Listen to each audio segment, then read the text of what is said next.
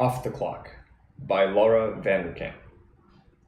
Off the Clock from 2018 gives practical advice on how to get more out of your time, from freeing up your busy schedule to achieving more work in shorter intervals.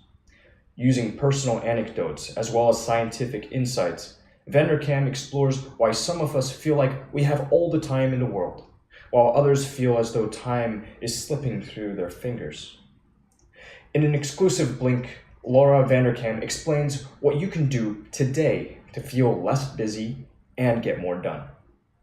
Who should read this? Anyone struggling with time management, workaholics looking for productivity tips, and psychology enthusiasts looking for new insights. Who wrote the book? Laura Vanderkam has authored several productivity and time management books. Her 2016 TED Talk, How to Gain Control of Your Free Time, has racked up over 5 million views, and she has contributed to publications such as the New York Times, Fast Company, and Fortune. What's in it for me? Learn to live a more relaxed and productive life. Many of us feel overwhelmed with busyness, whether it's our smartphone and the eternal ping of urgent emails or our domestic life and all its attendant demands. There's always something vying for our attention. What we sorely lack is time to relax and do what we want with our days. But even when we do have time to ourselves, we often spend it worrying that we're not accomplishing as much as we should, or wondering what the next item on our agenda is. So how can we create a life that's both productive and enjoyable? To find out, we'll need to explore why some people feel as though they have all the time in the world, while others never seem to have enough. In the blinks ahead, you'll learn why most modern workplaces have developed cultures of busyness, and why it's now normal to have much of your free time monopolized by meaningless meetings. Furthermore, you'll learn how you can change your attitude toward time, so that you can become more relaxed and make time in your busy life for the people that matter to you. You'll also learn what you can do right now to feel less busy and get more done. In these blinks, you'll find out how spending time with our loved ones can increase the amount of time we have, why creating fond memories can stretch our perception of time, and what our expectations of time have to do with our accomplishments. Learn exactly what you're doing with your time, even if it scares you, by keeping a log. We may not readily admit it, but most of us have an obsession. The author, for instance, is obsessed with time and the ways in which we pass it. She's so obsessed, in fact, that she spent years logging how much time she spends on different activities. Her logbook is extremely precise. For example, she could tell you that on Friday, July 14th, 2017, she got up at precisely 6:45 a.m., spent exactly 45 minutes on paperwork from her child's school, and later, for 30 minutes, dealt with her mail. Prior to logging her time, the author thought she had a pretty good handle on how she spent her days. Her logbook, however, quickly showed her that she had no clue. For instance, despite often telling people she worked 50 hours a week, she was shocked to discover that she was actually averaging only 40 hours. And she's not the only one prone to this overestimation. In 2011, a study by the Bureau of Labor Statistics found that people claiming to work more than 75 hours a week were typically overestimating by around 25 hours. Indeed, the author recently interviewed a young man who reported working 180 hours a week, an impressive accomplishment given that this is 12 more hours than a week contains. This raises an important question. If we're not working as much as we think we are, where is our time really going? Surprisingly, many people don't want to know the answer to this question. Although rigorous time tracking provides a deeper understanding of how you're actually spending each week, many of us are resistant to the idea. For starters, we may worry that tracking time will show us just how many hours we're wasting on things that aren't meaningful or beneficial to us or our loved ones. Second, we may fear that tracking our time will constantly remind us of our finite time on Earth, which will lead to anxiety about misspending each minute. Despite these potential downsides, the author found time tracking allowed her to recalibrate her life. Armed with greater knowledge, she was able to make positive changes in how she spent her time. For instance, once she discovered she was spending almost 327 hours per year on reading trashy magazines, she became motivated to carve out time to plan her reading habits more carefully. After making lists of good books and scheduling time to buy them, she replaced her consumption of celebrity gossip with a more nourishing diet of quality titles. Make your hours memorable by filling them with exciting moments. We all have memories, good and bad, which shape who we are today. Interestingly, our memories also play an important role in how we perceive time. In general, the more memories we make, the more time we will feel we've had. The reason comes down to how the human brain processes its environment and archives what happens in it. As we move through daily life, much of what happens to us is quickly archived in the depths of our brain or thrown out completely. For instance, can you recall what you were doing on today's date 3 years ago?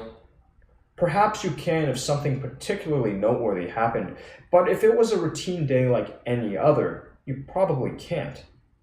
Why? Because we don't think about our established routines. In fact, this lack of thought is why our routines feel so comfortable. Unfortunately, the result of this lack of thought is that our brains don't catalog our routine time. For instance, if you take the same work commute 235 days of the year for around 4 years, then your brain will typically decide to store all these commutes, approximately 1,000 of them, as a single trip. And just like that, 1,000 of your precious hours have been whittled down to 1. Worryingly, if your brain receives too much sameness, such as this, entire years can vanish into memory black holes. So how can you stretch your perception of time and avoid losing the hours to your routine? The key is to create memories that are intense or novel in some way. Taking vacations, for instance, is a surefire way to generate such memories. Our brains make memories out of novel experiences because they can't be sure what they'll need to remember in the future. As a result, they store everything that's new. Therefore, if you want to stretch time, have an adventure. For example, in our everyday lives, we may well remember just a handful of interesting occurrences in the course of a fortnight. But by vacationing in an exotic place, you'll probably obtain that number of novel experiences before you've sat down to breakfast. Our own insecurities keep us constantly busy, so learn to free up your calendar. Most of us feel so busy all the time that we naturally assume every other hardworking professional must feel the same way. When scheduling a meeting with Jeff Heath, a senior director in a technology company, the author was shocked when, after asking him when he would be available for an interview, he breezily replied that he was free all week, so one was good for her. How did a senior professional have so much free time? When pressed on how he managed to keep blank spaces in his schedule, despite working in corporate America, Jeff replied that was all thanks to his mindset. Crucially, he avoids the mental trap that so many other professionals get caught up in. Jeff thinks that despite their lamentations about not having enough free time, most professionals actually don't like having white space on their calendar. Why? Because having a jammed schedule gives people mental reassurance that they're doing something productive with their time. For instance, we spend so much time in meetings because they make us feel busy and useful. According to this busy is good attitude, if something is scheduled at a particular time with particular people, it's automatically more important than unscheduled events. Imagine that a couple has arranged for a plumber to deal with a leak in their apartment. The partner who has nothing in his calendar at work that day is much more likely to stay home and let the plumber in than the partner who has several scheduled meetings. But let's think a little deeper. Are those meetings really more important than the uninterrupted time the other partner might have spent thinking about his biggest work dilemmas? Possibly not. Avoid this detrimental mindset by ignoring the temptation to fill all your spare time. You don't have to value busyness just because the world does. Don't say yes to meetings simply because you're theoretically available. And if you're feeling guilty for declining them, remember that the dirty secret about meetings is that more often than not, they take up more time than is justified by the issue they're addressing. Don't believe it? Just look at the meetings on your agenda, and you'll probably see they're all 30 minutes or an hour long, regardless of how much they need to accomplish. So say no, unless they're genuinely important. Spending time with loved ones can stretch our perception of time. It may even increase our lifespan. Friends enrich our lives, make life feel less lonely, and give it more meaning. But what does the time management literature have to say about lingering with our treasured companions? A strict time management schedule is incompatible with spending long afternoons and leisurely evenings with friends, right? It's a common misconception that time management is incompatible with leisure time with friends. In fact, a smart way to manage your time is to make friendships your priority. Why? Because devoting more time to your important relationships not only makes you happier, it can actually create a perception of having more time. For example, in a survey of how people spent one particular day, those who spent the most time with family and friends on this day were also most likely to report feeling that they had the most amount of time in general.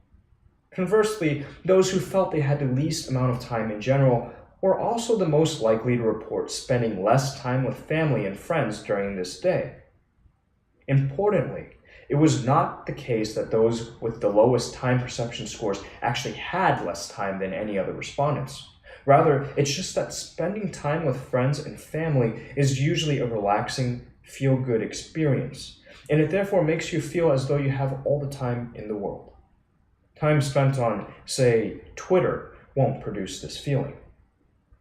Furthermore, in another survey, those who strongly agreed with the statement, "Yesterday, I made time for my loved ones," were 15% more likely to also say that, generally, they had enough time in their lives for everything they wanted to do. Importantly, making time for those you care about may not only stretch your perception of time, but may also, in the long run, literally stretch your time. How? Well, research has shown that people with stronger social connections tend to have a longer life expectancy than those without such social connections. This is likely the case because good friends and close family encourage you to look after yourself, as well as care for you when you get ill. These healthy upsides to friendships mean that when it comes to longevity, maintaining tight relationships is approximately equivalent to stopping smoking. Accept the constraints on your time and lower your expectations. Like many of us, the author has a big family and a hectic life. During a recent and particularly chaotic week, she found herself thinking of those authors who seemed to spend months away from their families in secluded garrets with oodles of time to write. Why wasn't she able to spend her time like that? Many of us have experienced this uncomfortable disconnect between our expectations and reality. But what can we do to overcome it? The best thing to do is to alter our expectations of how we should be spending our time. Importantly, once the author made a conscious effort to lower her expectations about how much she should accomplish, she seemed magically able to achieve more in the little time she did have. For instance, she found that she was suddenly able to write a first draft of a magazine article in a few hours, and could edit that draft in 90-minute windows of time between other domestic commitments. How did this miracle happen? Well, when we lower our expectations of how much we can achieve, we no longer waste time worrying that we should be doing more. We often cause ourselves pain when our expectations become bigger than reality. This self-imposed suffering then leads to hours of worry about our unproductivity, which in turn prevents us from savoring the time we actually have. Therefore, Rather than holding big expectations about all the time you should be spending on your work, the key to long-term success is to consistently set and meet low expectations. Consider the advances that a small child makes in learning language. Their development is not a matter of long hours of strict language lessons and harsh punishments for gradual progress. Rather, children advance slowly and are praised for every new word acquired and for each minor linguistic breakthrough.